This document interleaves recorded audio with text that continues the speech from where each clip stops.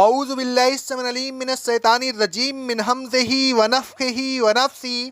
سورہ آل عمران کی آیت نمبر 183 اور 184 میں اللہ رب العالمین کا ارشاد گرامی ہے، اللہ تبارک و تعالیٰ نے ان لوگوں کی بات بھی سن لی ہے جو کہتے ہیں کہ اللہ نے ہم سے یہ عہد لے لیا ہے کہ ہم کسی رسول پر اس وقت تک نہ ایمان لائیں جب تک وہ ہمارے سامنے ایسی قربانی پیش نہ کرے جس کو آسمان سے آگ آ کر جلا ڈالے۔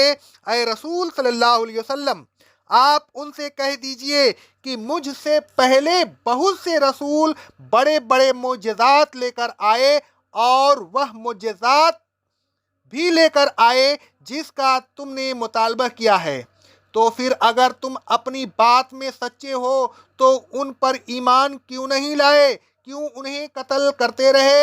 اے رسول صلی اللہ علیہ وسلم، اگر یہ لوگ آپ کی تکذیب کرتے ہیں تو کوئی نئی بات نہیں، آپ سے پہلے بھی رسولوں کی تکذیب کی جا چکی ہے، حالانکہ وہ واضح دلائل و براہین صحیفے اور روشن کتاب لے کر آئے تھے۔ گزشتہ انبیاء کے زمانے میں جب کوئی نبی قربانی پیش کرتا تھا تو ایک آگ آتی تھی اور اسے جلا ڈالتی تھی۔ آگ کا اس طریقہ پر آنا اور جلا ڈالنا قبولیت کی علامت ہوتی تھی۔ رسول اللہ صلی اللہ علیہ وسلم فرماتے ہیں، صحیح بخاری کی حدیث ہے، نبیوں میں سے ایک نبی نے جہاد کیا۔ نبی نے اپنی قوم سے کہا، میرے ساتھ وہ شخص نہ جائے جس نے کسی عورت سے نکاح کیا ہو، وہ اس کے پاس جانا چاہتا ہو اور ابھی گیا نہ ہو، نہ وہ شخص میرے ساتھ جائے جس نے چند مکان بنائے ہوں لیکن ابھی ان کی چھتیں نہ ڈالی ہو، اور نہ وہ شخص میرے ساتھ جائے جس نے بکریاں یا اونٹنیاں خریدی ہو اور وہ ان کے جننے کا منتظر ہو۔ الغرض نبی نے جنگ کی، وہ نماز عصر کے وقت یا وقت عصر کے قریب ایک بستی کے نزدیک پہنچے۔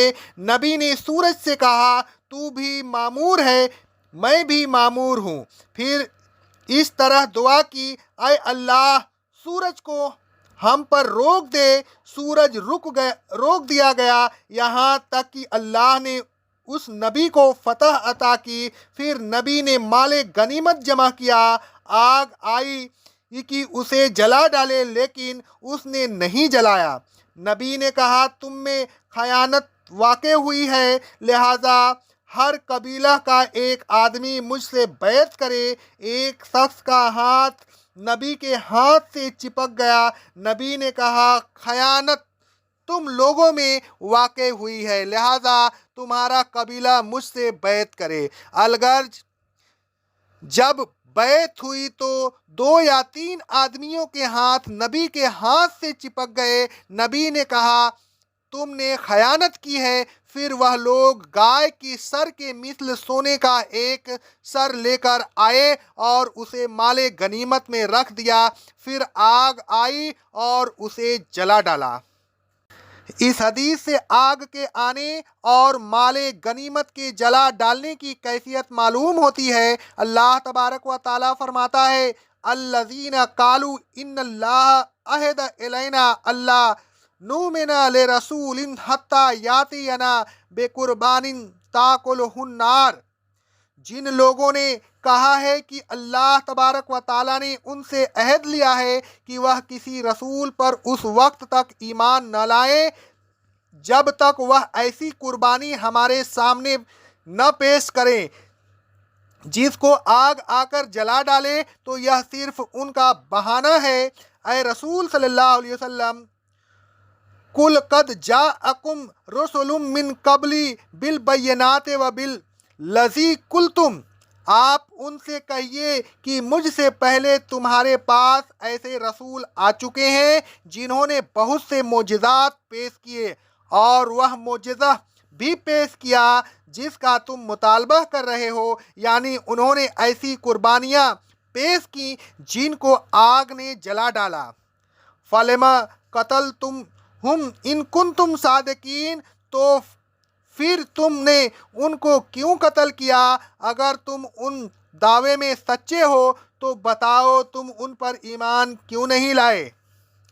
यह दावा भी यहूदियों ने ही किया होगा, क्योंकि ऊपर यह बताया जा चुका है कि अंबिया अलैहिस्सलाम को वही कत्ल किया करते थे। अंबिया अलैहिस्सलाम को कत्ल करने वाले तो गुज़िश्ता ज़माना के यहूदी थे। नुज़ुल कुरान मजीद के यहूदियों ने तो यह काम नहीं किया, फिर उन्हें उन गुज़िश्ता लोगों के फ़ेल पर इल्ज़ाम देने का क्या मकसद है। बात यह है कि यह लोग अपने अकारबीन के फ़ेल से नाखुश नहीं थे, गोया यह भी मिजाजन उस फ़ेल के मुर्तकिब थे।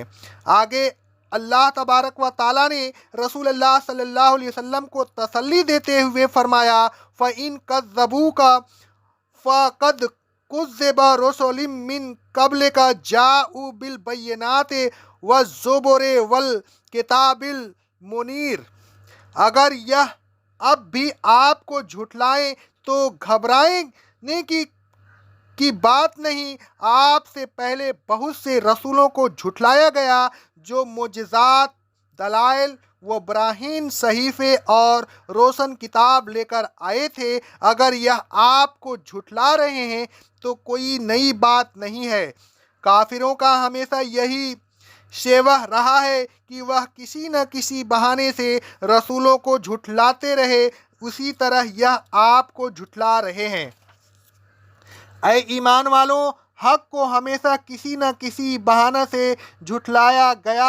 आपको भी इस तबलीग के दौरान इसी किस्म के बहानों से साबका पड़ेगा, लेकिन आप आज आजुर्दा न हो, हमेशा हिम्मत न हारें, बल्कि पूरी साबित कदमी और हिम्मत के साथ तबलीग करते रहें।